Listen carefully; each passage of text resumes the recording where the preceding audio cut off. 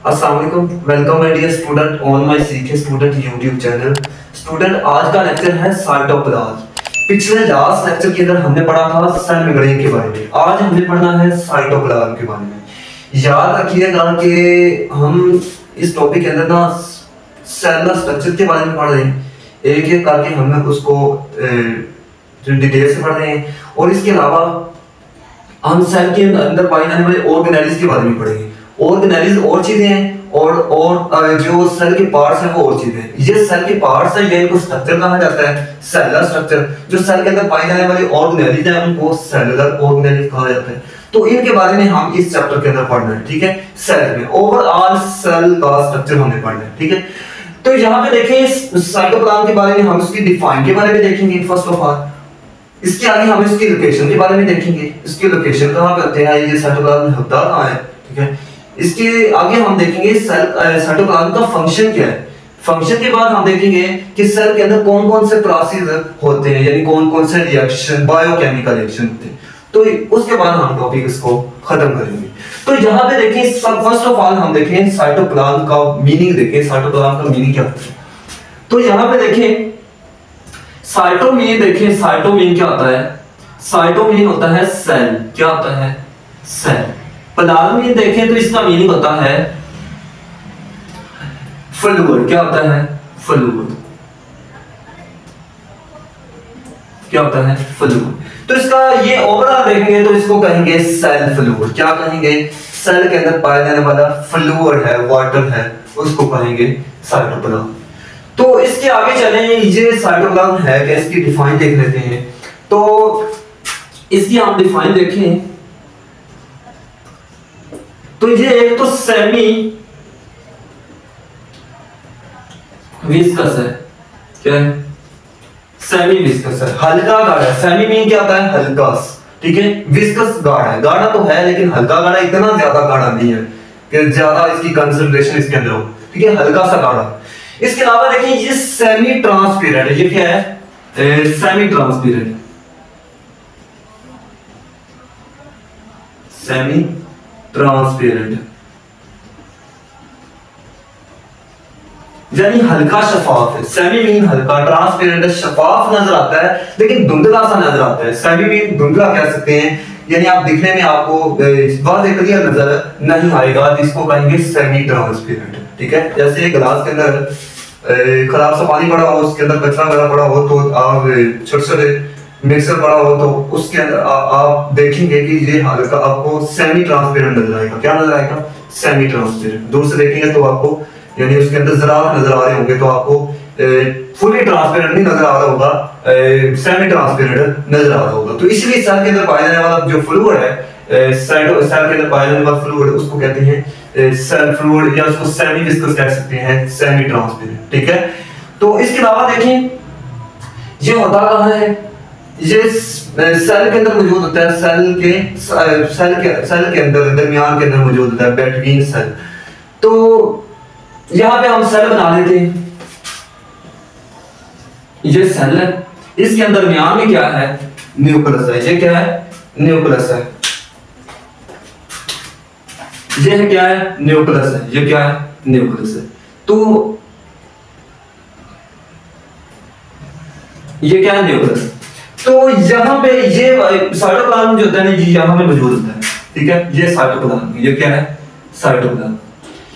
इसे कह देंगे हम, ये बात वाली बात जो है सेल की, इसे हम कह देंगे सेल मेम्ब्रेन, कह देंगे सेल मेम्ब्रेन,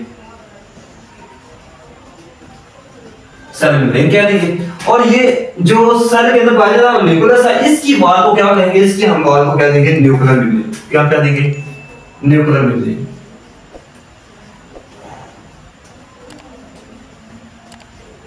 या इसको कहेंगे न्यूक्लियर एनवेलोप कहेंगे। क्या कहेंगे, न्यूक्लियर एनवेलोप। ये कहते हैं आपकी बुक के अंदर न्यूक्लियर एनवेलोप भी लिखा हुआ है और न्यूक्लियर मेम्ब्रेन भी कह सकते हैं। तो यहाँ पे ये साइटोप्लाज्म कहाँ पे मौजूद होगा, फिर न्यूक्लियर मेम्ब्रेन और सेल मेम्ब्रेन, या इसको प्लाज्मा मेम्ब्रेन भी कहते हैं। यानी प्लाज्मा मेम्ब्रेन जो होती है वो ये साइटोप्लाज्म वाले पार्ट के साथ अटैच होती है, यानी प्लाज्मा वाले पार्ट के साथ अटैच होती है, तो इसलिए इसको प्लाज्मा मेम्ब्रेन भी कहते हैं। दूसरा नाम भी देते हैं प्लाज्मा मेम्ब्रेन, आपने कंफ्यूज नहीं होना। तो ये सेल मेम्ब्रेन या प्लाज्मा मेम्ब्रेन और न्यूक्लियर एनवेलोप या न्यूक्लियर मेम्ब्रेन, इनके दरमियान के अंदर स्टूडेंट आपको नजर आ रहा है सेल फ्लूइड या साइटोप्लाज्म। तो ये कहां पे मौजूद हुआ, यहां इसकी लोकेशन कहां है, ये तो एक तो ये मौजूद है सेल मेम्ब्रेन के दरमियान, सेल मेम्ब्रेन एंड कहां पे मौजूद है, न्यूक्लियर एनवेलोप के दरमियान, न्यूक्लियर एनवेलोप, यहां पे एनवेलोप लिख देते हैं, ठीक है, ताकि आपकी कंफ्यूजन जो है खत्म हो जाएगी। न्यूक्लियर एनवेलोप कहते हैं या न्यूक्लियर मेम्ब्रेन कहते हैं, एक ही बात है। तो यहाँ इनके दरमियान के अंदर क्या मौजूद होता है, साइटोप्लाज्म मौजूद होता है, ठीक है। इसके अलावा देखें यानी इसके अंदर इसकी कंपोजिशन कैसे हुई होती है, यानी फ्लूइड के अंदर आखिर खास चीज होती है क्या, ठीक है। तो इसकी कंपोजिशन हम देख लेते हैं। कंपोजिशन क्या होती है, किस चीज से बना होता है, इसके अंदर खास चीज वाटर होती है, क्या होती है, वाटर होता है, क्या होता है, वाटर होता है, पानी होता है, ठीक है। और इसके अलावा इनके अंदर कौन कौन से मॉलिक्यूल होते हैं, इनके अंदर ऑर्गेनिक मॉलिक्यूल्स होते हैं, कार्बोहाइड्रेट्स, प्रोटीन, लिपिड्स वगैरह होते हैं, ठीक है। कौन से मॉलिक्यूल होते हैं, ऑर्गेनिक मॉलिक्यूल्स होते हैं, ऑर्गेनिक मॉलिक्यूल्स, ऑर्गेनिक मॉलिक्यूल्स कौन से होते हैं, इसके अंदर कार्बोहाइड्रेट्स हो सकते हैं, कार्बोहाइड्रेट्स, प्रोटीन हो सकते हैं, प्रोटीन्स एंड लिपिड्स हो सकते हैं, ठीक है। इनके अंदर कौन कौन से होते हैं, कार्बोहाइड्रेट्स हो सकते हैं, प्रोटीन हो सकते हैं, लिपिड्स हो सकते हैं। यानी ये तीन तरह के मॉलिक्यूल्स को ऑर्गेनिक मॉलिक्यूल्स कहते हैं, ऐसे मॉलिक्यूल जो हम बाहर से लेते हैं, ठीक है, अपनी बॉडी के अंदर लेते हैं तो हमारे सेलों के अंदर जाते हैं, तो इनको कहते हैं ऑर्गेनिक मॉलिक्यूल। ये कंप्लीटली तौर पर डिसॉल्व हो जाते हैं, यानी फ्लूइड के अंदर, सेल फ्लूइड के अंदर बदल जाते हैं, कंप्लीटली तौर पर ब्रेक डाउन हो जाते हैं, तो इनको कहते हैं ऑर्गेनिक मॉलिक्यूल। अब इन ऑर्गेनिक मॉलिक्यूल्स होते हैं, उनके अंदर आप ले सकते हैं मिनरल्स, साल्ट्स, आयन वगैरह, ये सारे के सारे क्या होते हैं, इनऑर्गेनिक मॉलिक्यूल होते हैं। इनको पार्शियली तौर पर होते हैं, डिसॉल्व होते हैं सेल फ्लूइड के अंदर, मुकम्मल तौर पर ये कंप्लीटली तौर पर ब्रेक डाउन नहीं हुए थे, ठीक है। ये होते हैं ऑर्गेनिक में कंप्लीटली तौर पर टूट जाते हैं, तो इनकी ब्रेक डाउन होती है। ऐसे ये इन सब से मिलकर जो होते हैं, इन सब से मिलकर कंपोजिशन बनती है, क्या किसकी कंपोजिशन होती है, साइटोप्लाज्म, किसकी कंपोजिशन होती है, साइटोप्लाज्म, ठीक है। ये तो हमने पढ़ लिया। अब इसका फंक्शन क्या होता है, ये भी हम देख लेते हैं। फंक्शन क्या होता है, फंक्शन क्या होता है, फंक्शन ये सेल को स्पेस प्रोवाइड करती है, या साइटोप्लाज्म को स्पेस प्रोवाइड करती है, क्या करती है, स्पेस प्रोवाइड करती है, किसको प्रोवाइड करती है, ऑर्गेनेल्स को। हम यहां पे लिख देते हैं सेल ऑर्गेनेल्स। ये आगे आप टॉपिक पढ़ने वाले हैं सेल ऑर्गेनेल्स, हर एक ऑर्गेनेल के बारे में आप पढ़ेंगे, जैसे माइटोकॉन्ड्रिया देख लें, ribosome, Golgi apparatus, endoplasmic reticulum, ठीक है। ये सारे के सारे माइटोकॉन्ड्रिया, ये सारे के सारे आप लाइसोसोम्स के बारे में पढ़ने वाले हैं। ये सारी सारी ऑर्गेनेल्स हैं, कौन से ऑर्गेनेल, सेल ऑर्गेनेल, सेल के अंदर पाई जाती है। ये ओवरऑल हम पढ़ रहे हैं पार्ट्स के बारे में, ये सेल स्ट्रक्चर है जो आज हम पढ़ रहे हैं, ठीक है। इसके आगे हम साइटोस्केलेटन के बारे में पढ़ेंगे, ठीक है। ये टॉपिक खत्म हो जाएगा, आगे सेल ऑर्गेनेल्स वाला स्टार्ट हो जाएगा। तो ये सेल ऑर्गेनेल्स को क्या मुहैया करती है, सेल ऑर्गेनेल्स को क्या मुहैया करती है, स्पेस मीन होते हैं प्लेस, जगह मुहैया करती है, ताकि वो अपना प्रॉपर फंक्शन कर सके, क्या कर सके, प्रॉपर फंक्शन कर सके, ठीक है। इसके अलावा दूसरा इसका काम क्या होता है, इसके आगे हम देख लेते हैं आपकी बुक के अंदर क्या करती है, also acts as the site for various biochemical action. ये कैसी साइट है, कैसी जगह है जहां पे बायोकेमिकल एक्शन होते हैं, क्या होते हैं, बायोकेमिकल एक्शंस होते हैं, बायोकेमिकल रिएक्शंस होती है, क्या होती हैं, बायोकेमिकल रिएक्शंस होते हैं। बायोकेमिकल रिएक्शन, बायो में होता है लाइफ, ऐसी रिएक्शन जो लिविंग ऑर्गेनिज्म के अंदर होते हैं, कहां पे होते हैं, जिंदा चीजों के अंदर होते हैं, उनको क्या कहते हैं, बायोकेमिकल रिएक्शन। कौन सा बायोकेमिकल रिएक्शन हो सकता है लिविंग ऑर्गेनिज्म के अंदर, ठीक है। ये जी एग्जांपल दे सकते हैं आप, हमारे सेल के अंदर होने वाला रिएक्शन कौन सा है, ठीक है। ये सारे के सारे रिएक्शन कहां पे होंगे, सेल के अंदर, ठीक है। यहां पे बायोकेमिकल रिएक्शन मिसाल ले सकते हैं आप, ग्लाइकोलाइसिस, कौन सी मिसाल ले सकते हैं,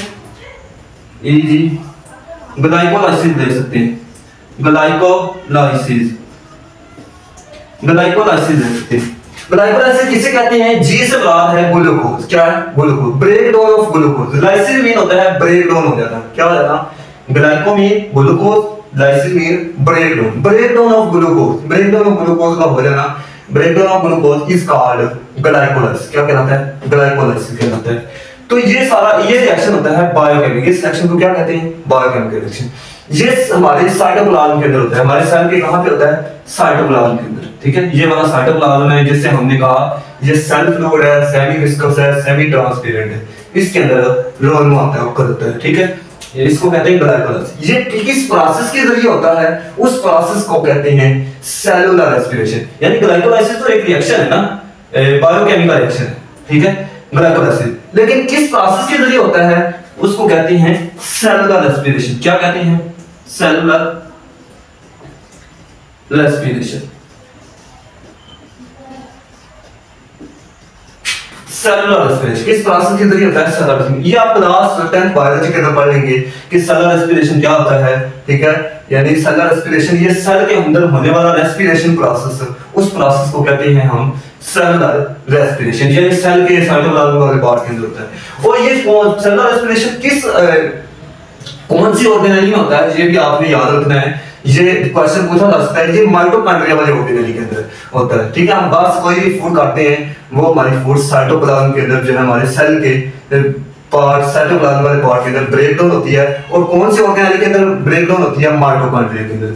तो माइटोकॉन्ड्रिया के अंदर ये सेलुलर रेस्पिरेशन होता है। वहां पे हमारी फूड जो होती है वो ग्लूकोज फॉर्म के अंदर होती है। किस फॉर्म के अंदर होती है? Glucose form. वहां पे ग्लूकोज का ब्रेक डाउन किया जाता है और ग्लूकोज के अंदर क्या होती है? एनर्जी स्टोरेज होती है, एनर्जी होती है। फिर उसके बाद पूरे सेल कितनी भी सेल के अंदर काम करने वाली प्रॉपर तरीके से फंक्शनिंग कर रही है और सेल ऑर्गेनेलीज, उन सेल ऑर्गेनेलीज को एनर्जी मुहैया की जाती है, प्रोवाइड की जाती है। तो पूरे सेल का power house of the cell is called mitochondria. ऐसी ऑर्गेनेली है जो सेल के अंदर पाई जाती है, उसको कहते हैं माइटोकॉन्ड्रिया। तो माइटोकॉन्ड्रिया जो होती है पावर हाउस है, पूरे सेल को एनर्जी मुहैया करने वाली कौन सी है? माइटोकॉन्ड्रिया। तो माइटोकॉन्ड्रिया के अंदर ही ये सेलुलर रेस्पिरेशन का प्रोसेस होता है। तो इस रिएक्शन को क्या कहते हैं? ग्लाइकोलाइसिस। ठीक है, ये आपकी बुक के अंदर एग्जांपल दी गई है, आप एग्जांपल दे सकते हैं। इसके अलावा इनके अंदर क्या कंपोजिशन होती है? साइटोप्लाज्म के अंदर इनके वाटर होता है, organic molecules, carbohydrate, protein, lipids. इसके अलावा इनऑर्गेनिक मॉलिक्यूल्स होते हैं, साल्ट्स, आयंस वगैरह होते हैं। ठीक है, मिनरल्स वगैरह जो आप वो जो कंप्लीटली तौर पर पार्शियली डिसॉल्व होते हैं, मुकम्मल तौर पर डिसॉल्व नहीं होते। तो यहाँ पे देखिए आगे ये सेमी विस्कस है, कम गाढ़ा होता है। ठीक है, सेमी ट्रांसपेरेंट है, इतना हल्का सा जो है ये ट्रांसपेरेंट है, शफाफ है, साफ, बिल्कुल साफ नजर नहीं आता। ठीक है, फुली ट्रांसपेरेंट नजर नहीं आता, सेमी ट्रांसपेरेंट नजर आता है। तो इसके अलावा ये सेल मेम्ब्रेन्स न्यूक्लियर एनवेलोप के दरमियान मौजूद होती है। ये न्यूक्लियर एनवेलोप है, ये वाली लेयर जो न्यूक्लियस की है, जो मेन सेंटर है पूरे सेल का। और इसके अलावा जो सेल मेम्ब्रेन है इसको प्लाज्मा मेम्ब्रेन भी कहते हैं, क्योंकि ये प्लाज्मा के साथ यानी साइटोप्लाज्म वाले पार्ट के साथ अटैच होती है, इसको कहते हैं प्लाज्मा मेम्ब्रेन। तो अगर ये सेल के साथ अटैच होती है, ओवरऑल सेल के साथ अटैच करेंगे तो इसको कहेंगे सेल मेम्ब्रेन। तो ये था आज का टॉपिक। उम्मीद है स्टूडेंट समझ आ चुका होगा। और वीडियो अच्छी लगी हो वीडियो को लाइक कर दें और चैनल को सब्सक्राइब कर लें ताकि हाल ही आने वाली वीडियोस का नोटिफिकेशन आप तक पहुंच सके। तो चैनल को शौक से सब्सक्राइब कर लें ताकि हर आने वाली वीडियो जो है आप तक आसानी से पहुंच सके। तो इजी लेक्चर होता है, तो गौर से देखें। तो उम्मीद है, मेरा नहीं ख्याल आपको समझ ना आई हो। ठीक है, ये लेक्चर सुन के इजी फॉर्म के लेक्चर बनाए मैंने, आसान ज़बान के अंदर समझाया। तो कोशिश करें तो इस चैनल को सपोर्ट करें, यानी इसको सब्सक्राइब करें और वीडियो को लाइक करते रहा करें और चैनल को जो है वो सब्सक्राइब कर लें। अल्लाह हाफिज।